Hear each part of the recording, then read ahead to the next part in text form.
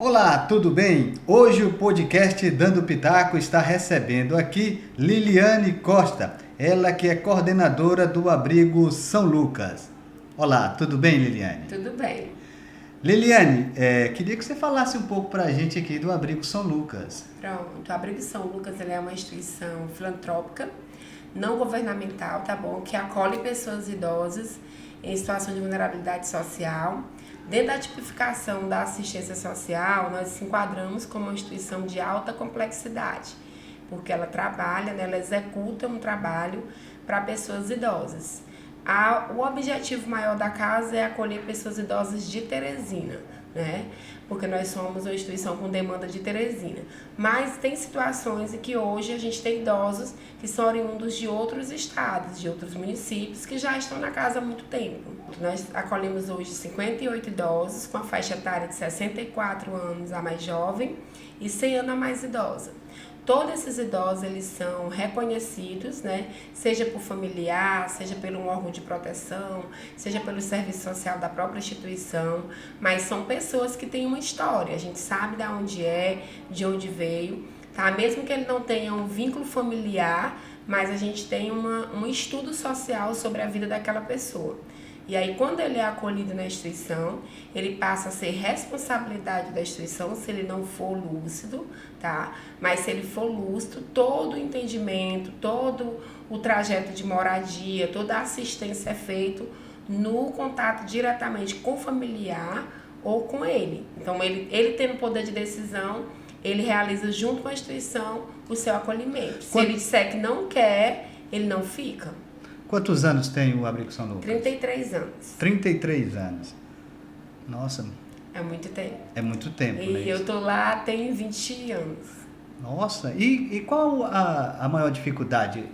A instituição ela é uma instituição filantrópica, né? Então, todo o investimento da casa é feito de forma filantrópica. E a gente sobrevive hoje de 70% do benefício do idoso para custeio de funcionário, despesas da casa, que são despesas que não são doadas. E assim, quando a pandemia, a gente sofreu muito com as doações. Né? O número de doações diminuíram. E com isso, a gente precisou criar outros meios de verba na casa, e a única verba que a gente tem são as doações e os proventos dos idosos. Então a maior dificuldade hoje é em forma de doação mesmo, a gente ter aquele doador mensal, aquele doador que se certifica, fique ciente de que eu vou arcar com essa despesa, a gente não tem. Porque tá difícil para todo mundo, a pandemia chegou e ela trouxe muitas coisas ruins, e uma das coisas ruins que ela trouxe foi a questão da carestia, né? As pessoas não puderam mais ter acesso à compra, né? Dificultou porque gasolina, a alimentação, moradia, tudo aumentou. E aí diminuiu o número de visitas. E nós, instituições de longa permanência de Teresina, ficamos isolados e tivemos que fazer a suspensão de visitas. E com isso, a visita não vinha visitar, então não tinha doação. Então a gente está voltando agora tomar a quarta dose, agora tomar a bivalente. E agora vamos voltar a receber as visitas. E a gente está com um pensamento positivo de que vai melhorar. Então, quem estiver assistindo o podcast, quiser nos ajudar, o contato é 99660016, 32313733. E você pode também estar indo na própria instituição. E toda doação da instituição é feita diretamente na conta. Não existe nenhum terceiro para receber em sua residência ou por um outro intermédio. É diretamente na conta da instituição. Liliane, e os familiares desses idosos? Como é que é a interação casa, idosos, familiar? Assim, muitos dos idosos que lá estão, eles têm rompimento de vínculos. São pessoas que são trazidas pelo órgão de proteção, seja Delegacia do Idoso, Ministério Público, Defensoria, e tem sentenças judiciais, onde o juiz, né, decreta que aquele idoso precisa morar naquela instituição. Então, esses idosos que são trazidos por esses órgãos, existe um estudo social, da onde se identificou que aquela família não tem condições, ou não pode, ou não deve ficar com aquele idoso. Então aí a gente tem essa dificuldade, porque para o idoso entender essa sentença é muito complicado, né? Então, se ele não tem lucidez, ele vai se desenvolver conforme que vão cuidar dele, da forma que vão cuidar dele. Então, por isso que eu costumo dizer que as pessoas que lá moram, elas precisam de um cuidado e um olhar direcionado e muito sincero, porque eles já são trazidos com uma situação de uma vulnerabilidade social e de uma tristeza de saber que você vai ficar ali e nunca mais vai olhar os seus. Mas a gente também tem os idosos que são acolhidos de forma institucional, onde a família pede socorro em determinadas situações, ou pela drogadição do filho, ou pela dificuldade do próprio idoso querer se alimentar, fazer a medicação, tem problema de saúde, e também das situações mais claras para nós do Abrigo São Lucas é a questão da pobreza, né? Aquela família sobrevive com aquele benefício e aí o idoso precisa de fisioterapia, precisa de uma TO, tem complicações por conta de um AVC, enfim, então são N situações onde o perfil da casa ele é identificado por cada pessoa, cada um lá tem um Você perfil. disse quantos idosos tem 58. hoje? 58. Quantos funcionários? A gente tem em torno de 27 funcionários contratados e fechando toda a carga dos funcionários que entra o superior, a gente fecha 39.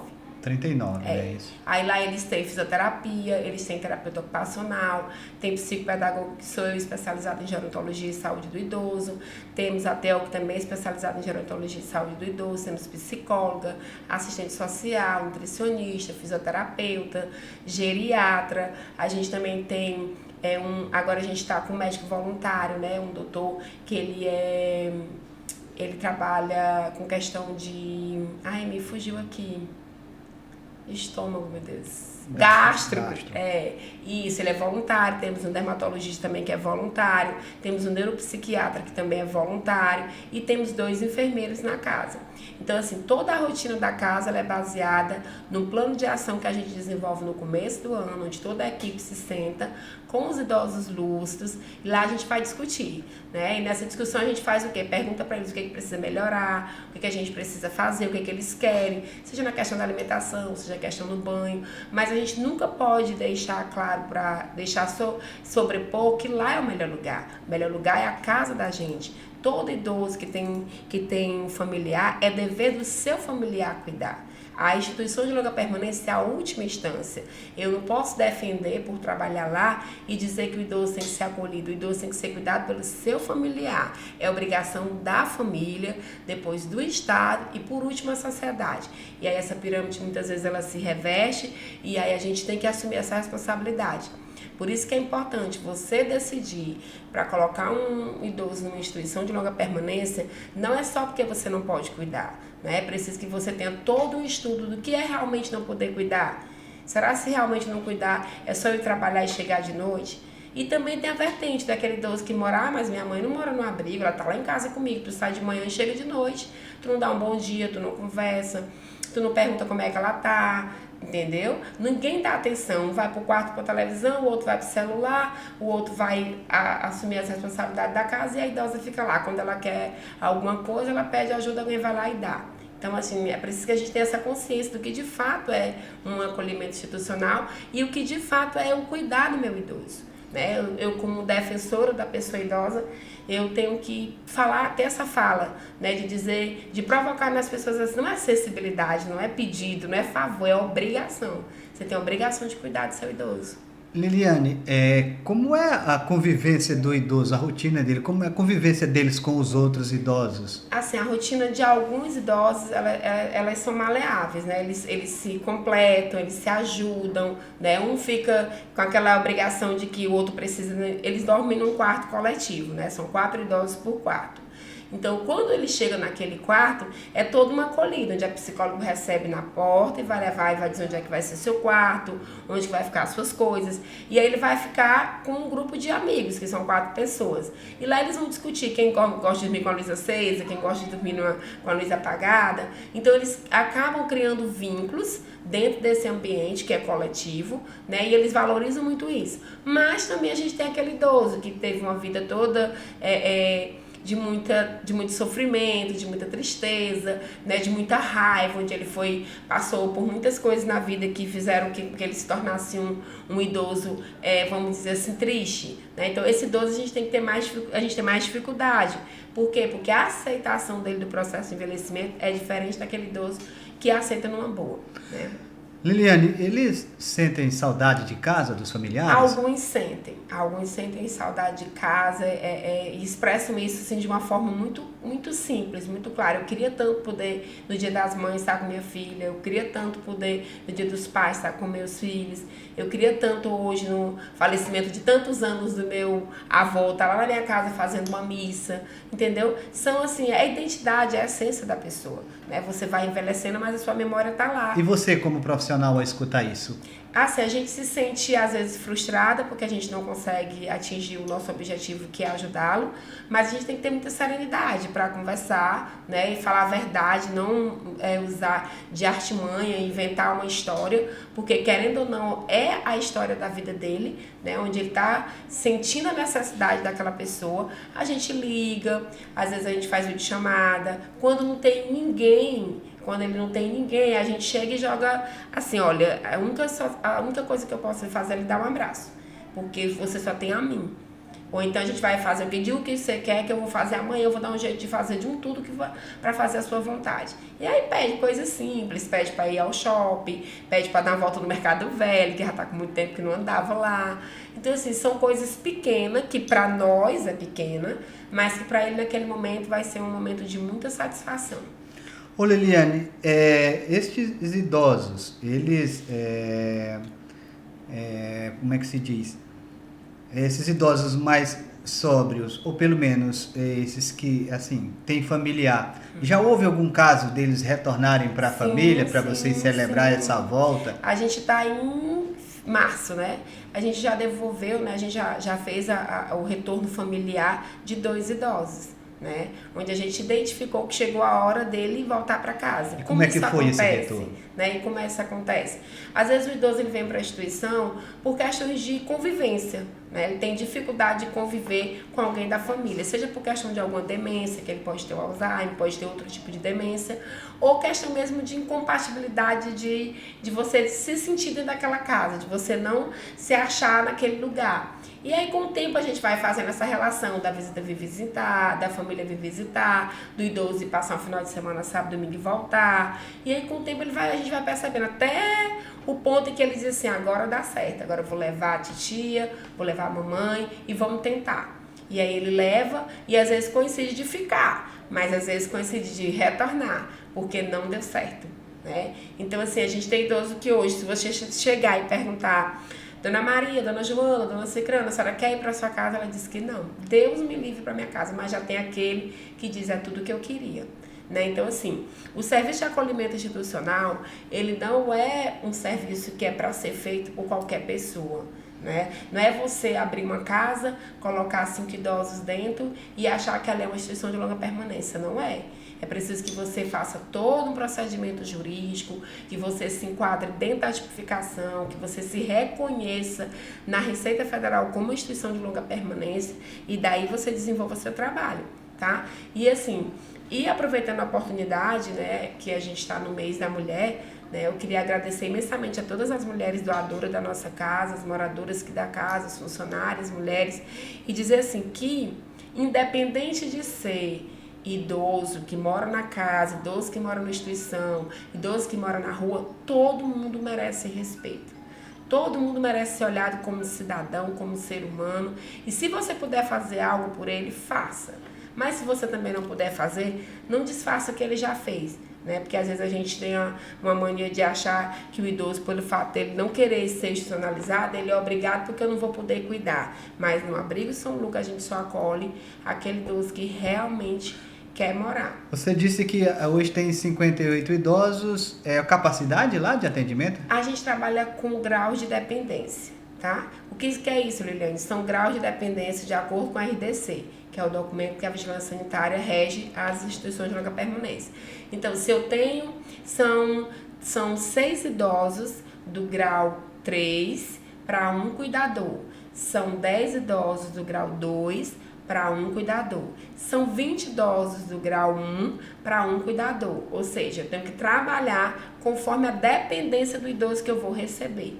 E esse cuidado ele deve ser feito minuciosamente, que é para a gente poder realizar um trabalho de competência. Mas demanda assim espontânea. Alguém sabe de algum idoso que está sofrendo agora algum tipo de situação? Pronto. Ele deve acionar quem? Pronto, é muito importante essa sua pergunta, porque hoje, infelizmente, a gente não acolhe mais diretamente ao problema. Como é isso, Liliane? Eu passei, vi um idoso lá na Clínica São Lucas no chão, lá no meio da rua. Antigamente, há 10, 15, 20 anos atrás, a instituição poderia pegar aquele idoso e fazer o acolhimento. Hoje não. Existem órgãos que você vai direcionar a rede. Morador de rua vai para o Centro Pop. Idoso que está sem vínculo com vínculo familiar, CREAS e CRAS. Depois que passa por esses órgãos, é que é encaminhado para a gente. Mas a gente tem a demanda espontânea. Aquela familiar bate lá na porta da instituição e diz, olha, eu estou com esse problema, como é que eu vou resolver? Aí a equipe da casa, assistente social, psicólogo, enfermeiro, vai até aquela instituição, aquela casa, faz o reconhecimento da história, conversa com o idoso e vai fazer um perfil. Se ele se enquadrar no perfil, ele é acolhido. Se ele não se enquadrar, a gente encaminha.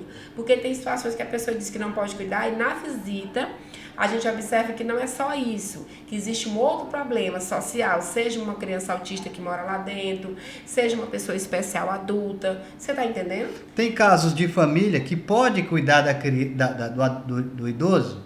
Pode cuidar e mesmo assim quer entregar Para receber o idoso é preciso a gente fazer o estudo social.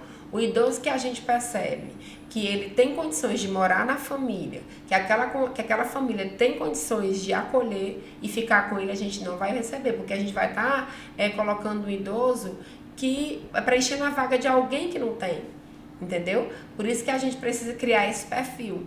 E com esse perfil a gente tem um argumento para dizer, ele não se enquadra no perfil da casa. Só para recapitular aqui, já quase encerrando, viu, Liliane? Você disse que mantém o abrigo, são ajudas, né? Isso. Doações.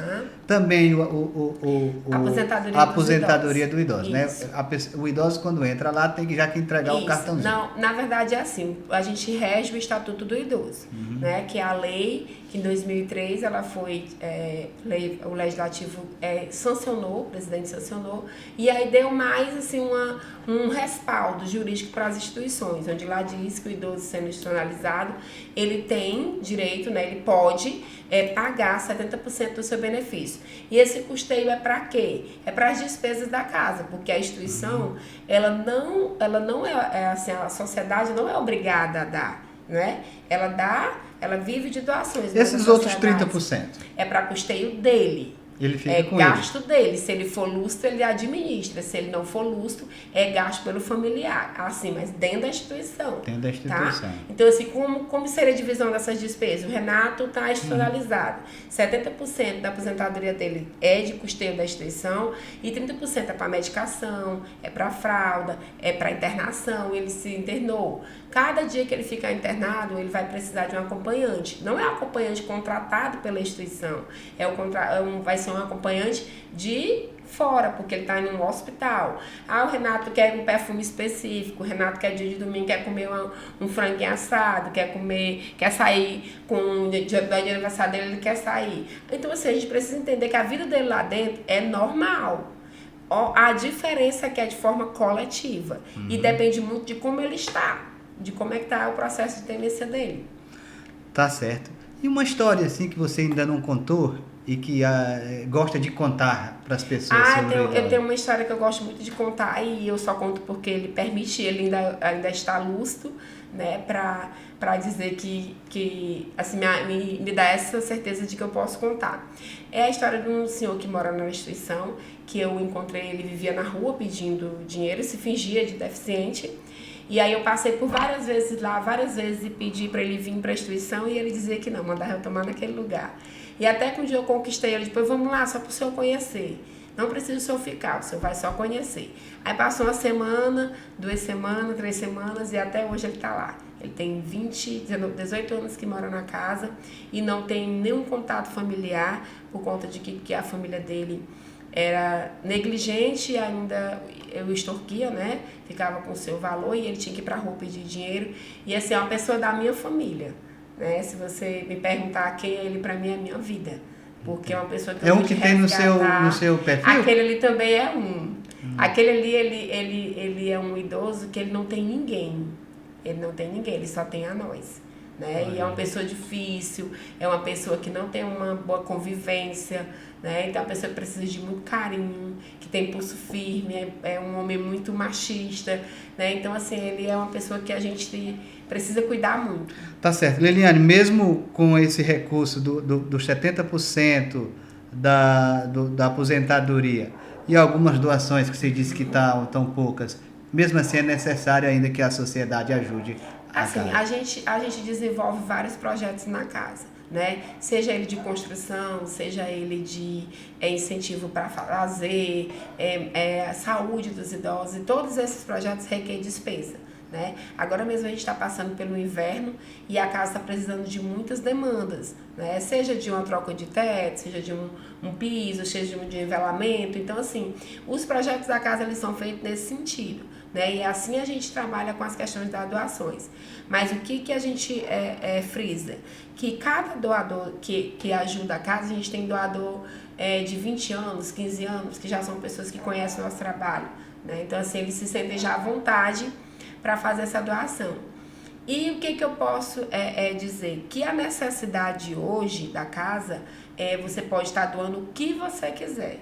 Seja móvel usado, seja roupa usada, seja o dinheiro que tem que ser depositado diretamente na conta da instituição, seja uma cesta básica, seja eu quero tirar o dia para mim levar o seu Antônio para mim passear com ele, levar ele ao shopping, almoçar fora, toda e qualquer ajuda. Mas o mais importante é que você tenha a responsabilidade e reconheça o lugar que você está ajudando. Né? Visitas são... Sim, a gente já abriu para visita, né? Agora depois da Bivalente, o horário é de 9 às 11, das 14 às 16. Mas toda visita é agendada. Então precisa por conta da questão da organização, da demanda, porque querendo ou não, a gente ainda está com a Covid. Tá certo. Ô Liliane, só para terminar, agora para terminar assim, de verdade. Você que tem essa experiência no trato com idosos, as pessoas tratam bem seus idosos nas suas casas? Como é que as pessoas... Porque assim todo mundo vai envelhecer um dia, né? E às vezes você pensa que não vai envelhecer e talvez você não faz isso, o que gostaria que fizesse com você lá. Na verdade, Renata, é assim, eu sou uma pessoa assim, apaixonada pelo processo de envelhecimento. Né? Eu me formei em pedagogia, me especializei em psico, e aí quando eu fui fazer gerontologia, aí eu disse assim, meu Deus, aqui eu tenho uma definição, uma certeza de que eu estou no caminho certo. E o processo de envelhecimento, ele não é uma coisa boa, não é uma coisa satisfatória, mas só envelhece quem está vivo, entendeu? Liliane, mas assim, eu não sei se você viu hoje, mas no meu story do Facebook, eu botei uma foto minha lá, e aí eu botei... Eita, velho enjoado. Comigo mesmo, né? Porque eu já tô ficando velho e enjoado. E a gente tem uma gente que velho é um pouquinho assim, né? Na verdade, é porque assim, o processo de envelhecimento, ele traz contigo tudo que tu era, desde quando tu era criança. A gente aqui pensa que desmembra, mas não vai desmembrar. Entendeu? O Renato que tinha 20 anos, 30 anos, 40 anos, que vai ter 60, 50, vai ser o mesmo Renato. A diferença é a questão do processo demencial. Será que o Renato daqui a 20 anos, ele vai ser mais enjoado do que isso? Te dou a certeza que sim. Por quê? Porque o Renato hoje é enjoado. Porque você vai atrelar no seu processo de envelhecimento a sua identidade. Ela não vai sair de você. Então, assim, cuidar de pessoas idosas é difícil, não é fácil, não é uma tarefa que não tenha dinheiro no mundo que pague, entendeu? Mas é preciso que você tenha o quê? Dedicação e escolha aquilo para a sua vida. Porque não é só você é cuidador, vou trabalhar em tal lugar. Olha, você pega o currículo da pessoa e a pessoa diz, eu sou cuidador, qual foi o lugar que você fez o curso? Não fiz o curso não. Eu olhei a pessoa há 5 anos. E aí tu pega um currículo de uma pessoa que tem curso de cuidador, curso de não sei o quê, curso de mais o quê, e aí tu vê a diferença.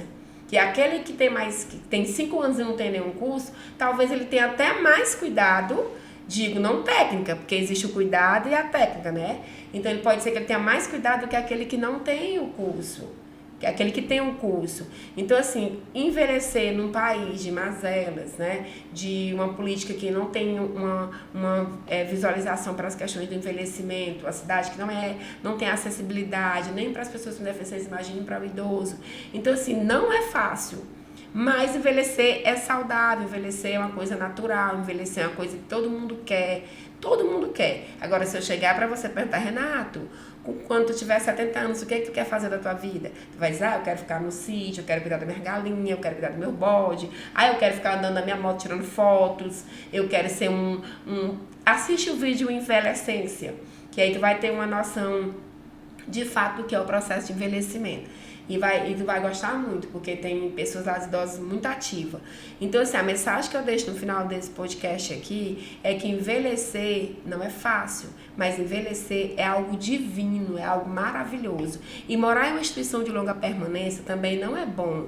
Bom é a gente morar perto da família da gente, bom é a gente morar junto dos parentes da gente, mas o pior ainda é você ser negligenciado, é você ser humilhado, é você sofrer, é você não ter o que comer, ou muitas vezes você não ter onde morar. E depois de ter dado toda uma vida, e cuidado, depois de ter dado toda uma e receber vida, o abandono. Então assim, é preciso que a gente faça agora, que a gente faça hoje. A Liliane precisa ser boa como ser humano, como mãe, como mulher, como filha, é hoje.